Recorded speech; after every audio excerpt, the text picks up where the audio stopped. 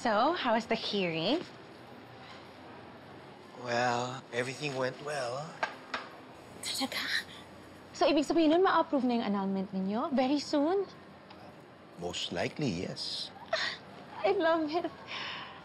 By the way, saan ka galing kanina? Huh? Bigla ka na lang nagmamadaling umalis kanina. May inasikaso lang akong importante. Ano yun? Kailangan ba talaga malaman?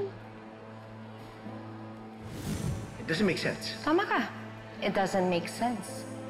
Pero mali ka doon na kilala mo si Divina. Dahil ang totoo, hindi. What are you trying to say? Maraming sikretong tinatago yung babaeng yan.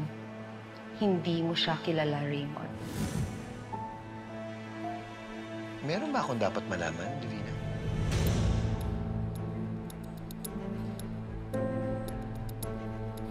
Nakita niyo yung naka-CCTV kanina? Oo, bro. Grabe niya. Ay, no?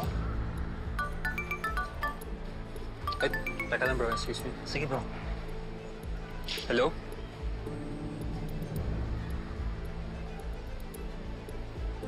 Ha? Saan hospital?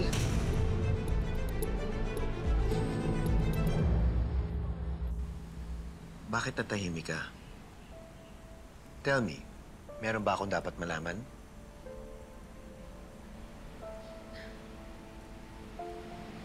Okay, fine. Fine, sasabihin ko na sa'yo. Ano nga yun? May tinignan kasi akong lote kanina. Regalo ko sa'yo. Sa kasal natin. What? I mean, hindi ko naman kailangan yun, ah. Para sa atin yun, para sa pamilya natin. Para lang dun? Bigla ka na lang umalis kanina? Kasi available yung may-ari, tsaka baka makakuha ko ng discount. Divina, you sounded more urgent than that. Talaga? Hindi ko naman napansin. Anyway, sa next time, mas mabuti sigurong sabihin mo na sa akin agad para hindi na ako nag-aalala at nag-iisip. Intindihin mo na lang ako. Isipin mo, ayoko maging assuming. Hindi pa nga tayo kasal. Hindi ka pa nagpo-propose. Hindi pa nga tapos yung annulment mo. Hindi ba ang awkward nun? Tapos baka isipin mo nagmamadali ako. Baka ma-pressure ka. Ayoko naman yan, di ba?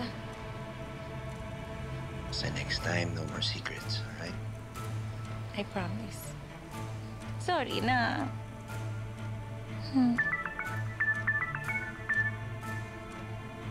Oh. Sino naman yan? Mamaya na siya. Ikaw ang focus ko ngayon. Okay?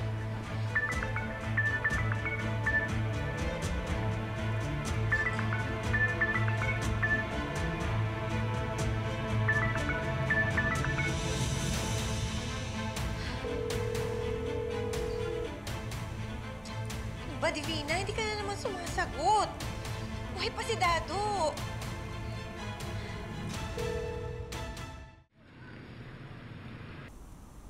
Hindi talaga ako mapakalimutan. Ayaw mawala sa kutob ko. Parang may binabalak na naman na kasamaan si Divina. Ano ba kasi yung narinig mo, ate? Pwes, walang darating sa kanya kundi kamatayan. Isit! Minsan na siya nagplano ng masama. Yung palabasin na kidnap si Libby at pinagbintangan si Princess. Tapos may darating daw kamatayan. Kanino naman? Hindi ko nga alam kung sino yung tinutukoy niya. Pero isa lang yung iniisip ko. Leilani! Leilani! Leilani! Gumising ka! Gumising ka! Tulong! Si Leilani, baka may kinalaman siya sa nangyari. Nasasaktan siya? Ganun ba yun?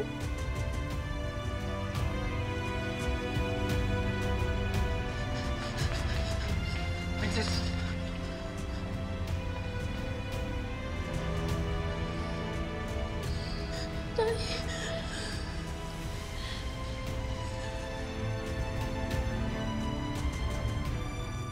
hindi ako mapapakali.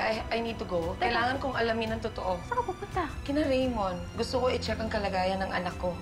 Baka nandun si Divina. Ha? Sige na. Ate, mag-ingat ka, ha?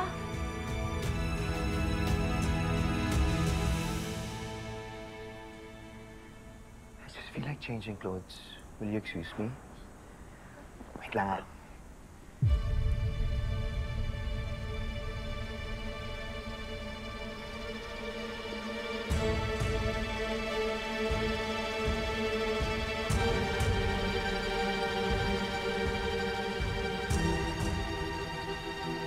Hello? Gaga ka? Tawag ka ng tawag. Ano ba problema? Divina! Buhay pa si Dado! What? Paano nangyari yun? Ewan ko, hindi ko din alam. Napunta dito si Baby. Nasa ospital daw si Dado, kritikal. Ang hiya talaga yung Dado na yan. Ayaw talaga mamatay ng walang kiya. Dapat tinurukan ko na siya ng injection eh. Nagpunta na doon si Princess. Paano kung makapag-usap sila? Malalaman ni Princess yung totoo. Pipigilan ko. Pupunta ako. Tsaka, nasan ba sila? San Luis General Hospital. San Luis General Hospital. Yung malapit sa church? Oo. Sige, papunta na ako. I'm sorry, Princess. Pero talagang malubha na ang lagay ng tatay mo. I'm afraid hindi na siya magtatagal. He'll be gone soon. Dok, hindi pwede. Hindi pwede mawala yung tatay ko. Hindi pwede, Dok. Kailangan natin tanggapin kahit mahirap, Princess. Ang magagawa mo na lang ngayon ay kausapin mo ang tatay mo at sabihin mo sa kanya ang gusto mo sabihin bago pa siya tuluyang mamaalam. Sige, alis na po kami. Excuse me. Alis na po kami.